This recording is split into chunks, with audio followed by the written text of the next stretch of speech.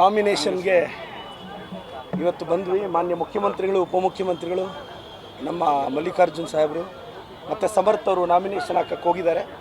ನನಗೆ 100% ಭರವಸೆ ಇದೆ, ಸಮರ್ಥ್ ಅವ್ರು ಗೆಲ್ತಾರೆ. ಒಂದು ಹೊಸ ಜನ್ರೇಷನ್ನು, ಶಾಮನೂರು ಶಿವಶಂಕರಪ್ಪ ಸಾಹೇಬರ ವಂಶದ ಕುಡಿ, ಒಂದು ಹೊಸ ಜನ್ರೇಷನ್ ರಾಜಕೀಯಕ್ಕೆ ಬರ್ತಿದೆ. ಜನರು ಖಂಡಿತವಾಗೂ ಆಶೀರ್ವದಿಸ್ತಾರೆ ಅಂತ ನನಗೆ ನಂಬಿಕೆ ಇದೆ. ನಾನು ನಮ್ಮ ದಕ್ಷಿಣ ಕ್ಷೇತ್ರದ ಎಲ್ಲರನ್ನೂ ರಿಕ್ವೆಸ್ಟ್ ಮಾಡ್ತೀನಿ, ಸಮರ್ಥವಾಗಿದ್ದಾರೆ, ಅವ್ರನ್ನ ವಿಧಾನಸೌಧಕ್ಕೆ ಕಳಿಸ್ಬೇಕು ಅಂತ ರಿಕ್ವೆಸ್ಟ್ ಮಾಡ್ತೀನಿ. ಮತ್ತು ಎಲ್ಲ ಅಲ್ಪಸಂಖ್ಯಾತರಿಗೂ ನಾನೊಂದು ಮನವಿ ಮಾಡ್ತೀನಿ. ಅಲ್ಪಸಂಖ್ಯಾತರ ಬಗ್ಗೆ, ಮೈನಾರಿಟೀಸ್ ಬಗ್ಗೆ, ಮುಸ್ಲಿಂ ಸಮುದಾಯದವರ ಬಗ್ಗೆ ನಾನು ಸೇರಿದಂತೆ ನಾವು ಕಾಂಗ್ರೆಸ್ ಪಕ್ಷದವರು ಯಾವತ್ತೂ ನಿಮ್ಮ ಜೊತೆ ಇದ್ದೀವಿ, ನಿಮ್ಮ ಜೊತೆ ಖಂಡಿತವಾಗೂ ಇರ್ತೀವಿ. ನಾನು ನಿಮಗೆ ಹೇಳೋಕ್ಕೆ ಇಷ್ಟಪಡೋದು ಇಷ್ಟೇ, ಮೈನಾರಿಟೀಸ್ ಹಿತವನ್ನು ಕಾಂಗ್ರೆಸ್ ಅವರು ಮಾತ್ರ ರಕ್ಷಿಸೋದಕ್ಕೆ ಸಾಧ್ಯ.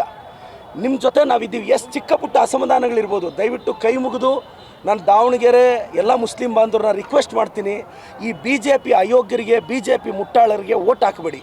ನಿಮ್ಮ ಕುಟುಂಬದ ಬಗ್ಗೆ ಪ್ರಶ್ನೆ ಮಾಡಿದವರು BJPಯವರು, ನಿಮ್ಮ ದೇಶಭಕ್ತಿಯನ್ನು ಪ್ರಶ್ನೆ ಮಾಡಿದವರು BJPಯವರು, ನಿಮ್ಮ ಕುಟುಂಬದ ಹೆಣ್ಣುಮಕ್ಕಳ ಬಗ್ಗೆ ಕೇವಲವಾಗಿ ಮಾತಾಡಿದವರು BJPಯವರು. ಇವತ್ತು ನೀವು ಯಾವುದೋ ಅಸಮಾಧಾನಕ್ಕೆ BJPಗೆ ಓಟ್ ಹಾಕಿದ್ರೆ ನಿಜವಾಗ್ಲೂ ನಿಮ್ಮ ಅಸ್ತಿತ್ವಕ್ಕೆ ಸಮಸ್ಯೆ ಆಗುತ್ತೆ ಅಂತ ನಾನು ಹೇಳ್ತಾ, ಈ BJP ಅಸಮರ್ಥರಿಗೆ, ಅಯೋಗ್ಯರಿಗೆ ನೀವು ಪಾಠ ಕಲಿಸ್ತೀರಾ ಅಂತ ನಂಬಿಕೆ ನನಗಿದೆ ಸರ್.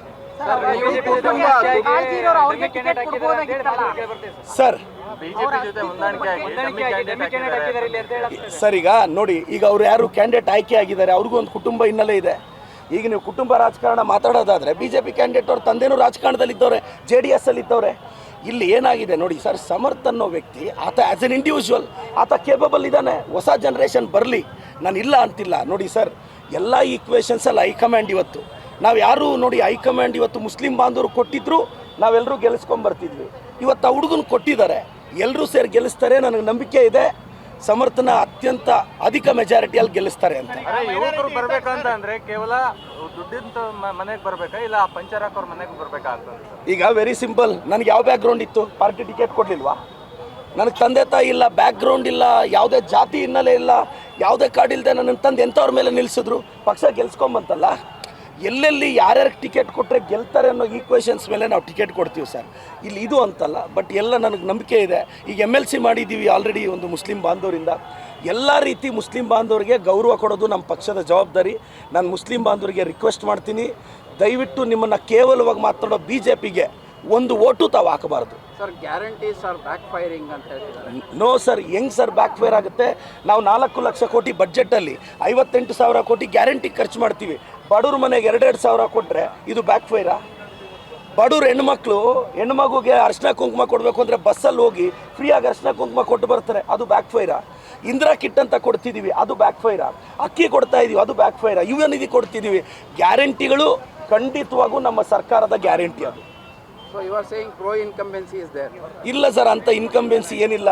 ನನಗೆ ನಂಬಿಕೆ ಇದೆ, ಒಂದು 40-50 ಮೆಜಾರಿಟಿಯಲ್ಲಿ ಸಮರ್ಥ್ ಅವ್ರು ಗೆಲ್ತಾರೆ. ನೋಡಿ, ನಾನು ರಿಕ್ವೆಸ್ಟ್ ಮಾಡ್ತೀನಿ, ಶಾಮನೂರು ಶಿವಶಂಕರಪ್ಪನವ್ರ ಸಾಹೇಬ್ರದ್ದು ಕೊಡುಗೆ ಇದೆ ದಾವಣಗೆರೆಗೆ. ಅವರು ಹೆಜ್ಜೆ ಗುರುತನ್ನು ಬಿಟ್ಟೋಗಿದ್ದಾರೆ, ಆ ಕುಟುಂಬದ ಕುಡಿ ಒಂದು ಬಂದಿದೆ. ಅದೇ ಅಲ್ಲದೆ Samarth is an independent, I am telling you, efficiency ಇದ್ದಾನೆ. ನನಗೆ ಆ ಹುಡುಗನ ಬಗ್ಗೆ ಗೊತ್ತು. ಖಂಡಿತವಾಗೂ ಆ ಹುಡುಗ ವಿಧಾನಸೌಧಕ್ಕೆ ಬರ್ತಾನೆ, ದಾವಣಗೆರೆನ ಅಭಿವೃದ್ಧಿ ಪಥದತ್ತ ಕೊಂಡೊಯ್ತಾನೆ.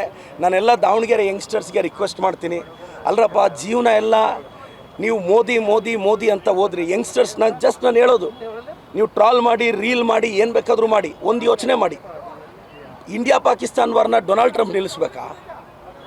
ಇವತ್ತು ಪೆಟ್ರೋಲ್ ಡೀಸಲ್ಲು ಆ ಕಡೆ ಬ್ಯಾರಲ್ಸ್ ಬರೋಕ್ಕಾಗದೆ, ಇವತ್ತೊಂದು ಜಲಸಂಧಿ ಕ್ಲೋಸ್ ಆಗ್ತಿದೆ. ನಮ್ಮ ದೇಶದ ಪ್ರಧಾನಿಗಳ ಕೈಯಲ್ಲಿ ಏನು ಮಾಡೋಕ್ಕಾಗ್ತಿದೆ? ಇವತ್ತು ಇಂಡಿಯಾ ಪಾಕಿಸ್ತಾನ ವಾರ್ನ ಡೊನಾಲ್ಡ್ ಟ್ರಂಪ್ ಎಲ್ಲ ನಿಲ್ಲಿಸಿದ್ದು ಅಂತ 56 ಇಂಚಿನ ಎದೆಗಾರಿಕೆ ಇರೋ ವ್ಯಕ್ತಿಗೆ ಹೇಳಕ್ಕೆ ಬರಬೇಕಲ್ಲ. ನೀವು ಯಾವುದರಿಂದ ಹೋಗ್ತಾ ಇದ್ರೆ? ಏನು ಅಭಿವೃದ್ಧಿ ಆಗಿದೆ BJPಯಿಂದ? ಏನು ಅಭಿವೃದ್ಧಿ ಆಗಿದೆ? BJP MPಗಳು, ಕರ್ನಾಟಕದಲ್ಲಿರ್ತಕ್ಕಂಥ BJP MPಗಳು ಎಷ್ಟು ಜನ ನಮ್ಮ ಜನರ ಸಮಸ್ಯೆನ ಕೇಳ್ತಿದ್ದಾರೆ? ಇದೆಲ್ಲ ನೀವು ಯೋಚನೆ ಮಾಡಬೇಕಲ್ಲ. ಬರೀ ಸಿಂಪ್ಲಿ ಸೋಷಿಯಲ್ ಮೀಡಿಯಾದಲ್ಲಿ ಇದು ಮಾಡೋದಕ್ಕಿಂತ ನಾನು ಒಂದು ಯೋಚನೆ ಹೇಳ್ತಾ ಇದ್ದೀನಿ, ಕೊಡಿ ಯಂಗ್ಸ್ಟರ್ಸ್ಗೆ ಅವಕಾಶ ಕೊಡಿ. ನಾವು ಬದಲಾವಣೆಗೋಸ್ಕರನೇ ಬಂದಿರೋದು, ಸಮರ್ಥನ ಹುಡುಗರು ಚೇಂಜ್ಗೋಸ್ಕರನೇ ಬಂದಿರೋದು. ಇವತ್ತು ಚಿಕ್ಕಬಳ್ಳಾಪುರದಲ್ಲಿ ನನಗೊಂದು ಅವಕಾಶ ಕೊಟ್ಟಿದ್ದಕ್ಕೆ 270 ಹಳ್ಳಿ ಸುತ್ತಿದ್ದೀನಿ ಸರ್. ಬೆಳಗ್ಗೆ 6 ಗಂಟೆಗೆ ಬ್ಯೂರೋಕ್ರಸಿನ ಕರ್ಕೊಂಡೋಗಿ ನೆಲದ ಮೇಲೆ ಕೂತ್ಕೊತೀನಿ. 270 ಹಳ್ಳಿ ಸುತ್ತಿದ್ದೀನಿ, 10 ಆಂಬುಲೆನ್ಸ್ ಬಿಟ್ಟಿದ್ದೀನಿ, 12 ನಿಮಿಷಕ್ಕೆ ಪೇಷಂಟ್ನ ಪಿಕಪ್ ಮಾಡ್ತೀನಿ, 16 ವಾರ್ಡಲ್ಲಿ ಮನೆ ಮನೆಗೆ ಹೋಗಿ ಕಷ್ಟ ಕೇಳಿದ್ದೀನಿ. ನನ್ನ ಜನ್ರೇಷನ್ ಬಂದಿದ್ದಕ್ಕೆ ತಾನೇ ಇವೆಲ್ಲ ಸಾಧ್ಯ ಆಗ್ತಿರೋದು. ಇವತ್ತು ಕನೆಕ್ಟಿವಿಟಿ ಡೆವಲಪ್ ಮಾಡ್ತಿದ್ದೀನಿ, ಕಂಜೆಸ್ಟೆಡ್ ರೋಡ್ಸ್ನ ವೈಡನ್ ಮಾಡೋಕ್ಕೆ ಗಟ್ಟಿ ತೀರ್ಮಾನ ತೊಗೊತಿದ್ದೀನಿ. ನಾವೆಲ್ಲ ನೆಕ್ಸ್ಟ್ ಎಲೆಕ್ಷನ್ಗೆ ರಾಜಕೀಯಕ್ಕೆ ಬಂದಿದ್ದಲ್ಲ, ನೆಕ್ಸ್ಟ್ ಜನ್ರೇಷನ್ಗೋಸ್ಕರ ಬಂದಿದ್ದು ಸರ್. ಸರ್ ನೀವು ಕನೆಕ್ಟಿವಿಟಿ ಒಂದು ಮನೆಯಿಂದ ಬರ್ಬೇಕಾ ಅವರೆಲ್ಲರೂ ಪ್ರಶ್ನೆ ಆಗಿರೋದು. ಸರ್ ಈಗ BJP ರಾಜ್ಯಾಧ್ಯಕ್ಷರು ಯಾರು ಸರ್? ಸರ್ ಇಲ್ಲ ಇಲ್ಲ ಅಲ್ಲ ಬಿಜೆಪಿ ವ್ಯತ್ಯಾಸ ಏನು? ಇದೆ ಅವರಲ್ಲಿದೆ, ಇಲ್ಲ ಇಲ್ಲ JDS ಅಲ್ಲಿದೆ. ನಾನು ಹಂಗೆ ಹೇಳ್ತಾ ಇಲ್ಲ ಸರ್. ಈಗ ನೋಡಿ, ವಿಜಯೇಂದ್ರಣ್ಣ ಅವರು ಯಡಿಯೂರಪ್ಪರ ಮಗು ಅನ್ನೋ ಕಾರಣಕ್ಕಿಂತ ಅವರು BJPಗೆ ಕೊಡುಗೆ ಇದೆ ಅದು ಅಂತ ಅವ್ರು ಹೇಳ್ತಾರೆ. ನಾನು ಹೇಳೋದಿಷ್ಟೇ, ಸಮರ್ಥ್ ಅವರು ಶಾಮನೂರು ಶಿವಶಂಕರಪ್ಪನವ್ರ ಮೊಮ್ಮಗ ಅನ್ನೋದ್ರ ಜೊತೆ ಸಮರ್ಥಗೊಂದು ಕೇಪಬಿಲಿಟಿ ಇದೆ, ಆ ಹುಡುಗನಿಗೆ ಎಲಿಜಿಬಿಲಿಟಿ ಇದೆ, ಆ ಆಸ್ಪೆಕ್ಟಲ್ಲಿ ಮತ ಕೊಡಿ ಅಂತ ಕೇಳ್ತಾ ಇದ್ದೀನಿ. ಇಲ್ಲ, ನನಗೆ ನಂಬಿಕೆ ಇದೆ ಅಲ್ಪಸಂಖ್ಯಾತರು ನಮ್ಮ ಜೊತೆ ನಿಲ್ತಾರೆ, ಅಲ್ಪಸಂಖ್ಯಾತರು ನಮ್ಮ ಜೊತೆ ನಿಲ್ತಾರೆ, ಕಾಂಗ್ರೆಸ್ನ ಗೆಲ್ಲಿಸ್ತಾರೆ. ಈ BJP ಕೋಮುವಾದಿಗಳು ಹಿಂದೂ ಮುಸ್ಲಿಂ ಮಧ್ಯೆ ಫೈಟ್ ತರ್ತಾ ಇದ್ದಾರೆ. ನಾನೆಲ್ಲ ಹಿಂದೂ ಯುವಕರಿಗೆ ಹೇಳ್ತೀನಿ, ನೋಡ್ಗುರು, ನಾನು ಹಿಂದೂನೇ, ನನ್ನ ಎದೆ ಸೀಳಿದ್ರೇನು ಶ್ರೀರಾಮನೂ ಇದ್ದಾನೆ, ಸಿದ್ದರಾಮನೂ ಇದ್ದಾನೆ. ನಾನು ಹೇಳೋದು ಇಷ್ಟೇ, ಈ BJP ಅವ್ರು ಸುಮ್ಮನೆ ನಿಮ್ಮನ್ನು ಟೆಂಪ್ಟ್ ಮಾಡ್ತಾರೆ. ನಾಳೆ ಹೆಚ್ಚು ಕಡಿಮೆ ಕೇಸ್ ಹಾಕ್ಸ್ಕೊಂಡ್ರೆ ನಿನ್ನ ಹೆಂಡ್ತಿ ಮಕ್ಕಳು ಅಲ್ಲಿ FIR ಆದಾಗ ಹೆಂಡ್ತಿ ಮಕ್ಕಳು ಬಂದು ಬೇಲ್ ಕೊಡೋಕ್ಕೆ ಶ್ಯೂರಿಟಿಗೆ ಬರ್ತಾರೆ. ಒಬ್ಬ ಅಲ್ಲಿ ವಿಜಯೇಂದ್ರನೂ ಬರಲ್ಲ, ಯಡಿಯೂರಪ್ಪ ಸಾಹೇಬರು ಬರಲ್ಲ, ಯಾರೂ ಬರಲ್ಲ. ದಯವಿಟ್ಟು ಯೋಚನೆ ಮಾಡಿ, ನೀನೇನಾದರೂ ರಾಜಕಾರಣದಲ್ಲಿ ಮಾಡೋಂಗಿದ್ರೆ ಬಾ. ವಿಜಯೇಂದ್ರನೇನೋ ಮಾಡೋಕ್ಕೋ, ಯಡಿಯೂರಪ್ಪನೇನೋ ಮಾಡೋಕ್ಕೋ, ಇಲ್ಲ ಮೋದಿಯವ್ರು ಏನೋ ಮಾಡಿ 11 ವರ್ಷದಿಂದ ಏನು ಕಡ್ದು ಕಟ್ಟೆ ಹಾಕಿದ್ರು ಗುರು, ಏನು ಕಡ್ದು ಕಟ್ಟೆ ಹಾಕಿದ್ರು? ಯೂತ್ಸ್ ಯೋಚನೆ ಮಾಡಿ, ಸ್ವಲ್ಪ ಬದಲಾವಣೆ. ಯಂಗ್ಸ್ಟರ್ಸ್, ನಾವು ಕಾಂಗ್ರೆಸ್ ಪಾರ್ಟಿಯಲ್ಲಿ ಭಾಳಷ್ಟು ಜನ ಯಂಗ್ಸ್ಟರ್ಸು ಜೆನ್ಸಿಗಳು ಬರ್ತಾ ಇದ್ದಾರೆ, ನೀವು ಸಪೋರ್ಟ್ ಮಾಡಿ, ಈ ಬಾರಿ ಸಮರ್ಥಗೆ ಆಶೀರ್ವಾದ ಮಾಡಿ. ನನಗೆ ದಾವಣಗೆರೆ ಯುವಕರ ಮೇಲೆ ನಂಬಿಕೆ ಇದೆ, ಯುವಕರಿಗೆ ಅವಕಾಶ ಕೊಡಿ, ಯುವಕರಿಗೆ ಅವಕಾಶ ಕೊಡಿ. ಕೆಸರಲ್ಲಿರೋ ಕಮಲವನ್ನು ಕೆಸರಲ್ಲೇ ಬಿಟ್ಟು ಬಿಡಿ ಅಂತ ನನ್ನ ಅಭಿಪ್ರಾಯ ಸರ್. Thank you. ಯುವಕರಿಗೆ ಅವಕಾಶ ಕೊಡೋದಿದೆ, ಅಲ್ಪಸಂಖ್ಯಾತರ ಬಹುಮತ ಓಟ್ಗಳಿದ್ದಾವೆ, ಅಲ್ಪಸಂಖ್ಯಾತರು ನೀವು ಕಡೆಗಣಿಸ್ದಂಗೆ ಆಗ್ತಾ ಇಲ್ಲ ಸರ್, ಒಂದು ನೀವು ದಯವಿಟ್ಟು ಗಮನಿಸಿ, ನಮ್ಮ ಸ್ಪೀಕರ್ ಅಲ್ಪಸಂಖ್ಯಾತರು, ಜಮೀರಣ್ಣ ಅಲ್ಪಸಂಖ್ಯಾತರು, CM ಅವ್ರ ಸ್ಪೆಷಲ್ ಆಫೀಸರು ಮುಸ್ಲಿಂ ಸಮುದಾಯದ ನಜೀರ್ ಅಹಮದ್ ಸಾಹೇಬರು. ಇವತ್ತು ಇಲ್ಲಿಂದ MLC ಮಾಡಿದ್ದೀವಿ. ಇವತ್ತು ಮೈನಾರಿಟೀಸ್ಗೆ, ಮೊನ್ನೆ ನೀವು ನಮ್ಮ ಬಡ್ಜೆಟ್ನ ನೋಡಿ, ಮೈನಾರಿಟೀಸ್ ಮಕ್ಕಳಿಗೆ, ಮೈನಾರಿಟೀಸ್ ಶಾಲೆಗಳಿಗೆ, ಮೈನಾರಿಟಿ ಸ್ಕಾಲರ್ಶಿಪ್ಗೆ ಅತಿ ಹೆಚ್ಚು ಸಹಾಯ ಮಾಡಿ ನಾವು BJP ಅವ್ರ ಹತ್ರ ಬಾಯಿಗೆ ಬಂದಂಗೆ ಬಯಸ್ಕೊತಾ ಇದ್ದೀವಿ. ಅವ್ರು BJP ಅವ್ರು ನಮ್ಮನ್ನು, ನಾವು ಮುಸ್ಲಿಮ್ಸ್ನ ಓಲೈಕೆ ಮಾಡೋಕ್ಕೆ 1000 ಕೋಟಿ ಕೊಡ್ತೀವಿ ಅಂತ ಅವ್ರು ಅಂತಾರೆ. ಅಲ್ಪಸಂಖ್ಯಾತರು ಖಂಡಿತವಾಗೂ ಸರ್, ಈ ಸಂದರ್ಭದಲ್ಲಿ ನಾವು ಚುನಾವಣೆ ಗೆಲ್ಲಬೇಕು. ಇರೋ ವ್ಯಕ್ತಿಗಳಲ್ಲಿ ಸಮರ್ಥವಾದ ವ್ಯಕ್ತಿ ಅನ್ನೋ ಅಭಿಪ್ರಾಯ. ಅಲ್ಪಸಂಖ್ಯಾತರನ್ನ ನಾವು ಕಡೆಗಣಿಸಲ್ಲ ಸರ್. ನನ್ನನ್ನೇ ನೋಡಿ, ನಾನು ಅಲ್ಪಸಂಖ್ಯಾತರ ಪರವಾಗಿ ಎಷ್ಟು ಮಾತಾಡಿದ್ದೀನಿ. ನಮ್ಮ BJP ಸ್ನೇಹಿತರು 3-4 ಕೇಸು ಹಾಕಿದ್ದಾರೆ. ಅವರು ಮಾತ್ರ ಅಲ್ಪಸಂಖ್ಯಾತರು ಸರ್. ನಿಮ್ಮ ಅಲ್ಪಸಂಖ್ಯಾತ ಮನೆಯ ಹೆಣ್ಣುಮಕ್ಕಳ ಬಗ್ಗೆ ಮಾತಾಡ್ಬೋದಾ?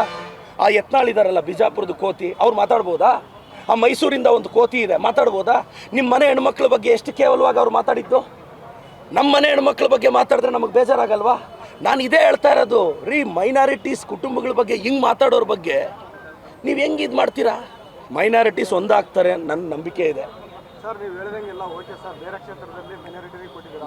ನಮ್ಮ ದಾವಣಗೆರೆ ಕ್ಷೇತ್ರದಲ್ಲಿ, ನಮ್ಮ ದಾವಣಗೆರೆ ಜಿಲ್ಲೆಯಲ್ಲಿ ದಕ್ಷಿಣ ಕ್ಷೇತ್ರ ಆದಾಗಿಂದಲೂ ಅಲ್ಪಸಂಖ್ಯಾತರು ಕೇಳ್ಕೊಂಡು ಅಣ್ಣ, ಈಗ ಹೈಕಮಾಂಡ್ ಒಂದು ತೀರ್ಮಾನ ತಗೊಂಡೆ. ಮುಂದಿನ ದಿನಗಳಲ್ಲಿ ಖಂಡಿತವಾಗೂ ಮೈನಾರಿಟೀಸ್ನ ದಕ್ಷಿಣ ಭಾಗದಲ್ಲಿ ಮುಂದಿನ ತರೋ ಪ್ರಯತ್ನ ನನ್ನ ಪಕ್ಷ ಮಾಡುತ್ತೆ. ಇದು ಅಲ್ಪಸಂಖ್ಯಾತರಲ್ಲಿ ಯಾರು ಸಮರ್ಥರು ಇಲ್ಲ, ಸಮರ್ಥರು ತುಂಬ ಜನ ಇದ್ದಾರೆ. ಇದೊಂದು ಸಂದರ್ಭ ಅಷ್ಟೇ ಸರ್ ಅಂತ ಹೇಳ್ತಾ thank you sir, thank you so much.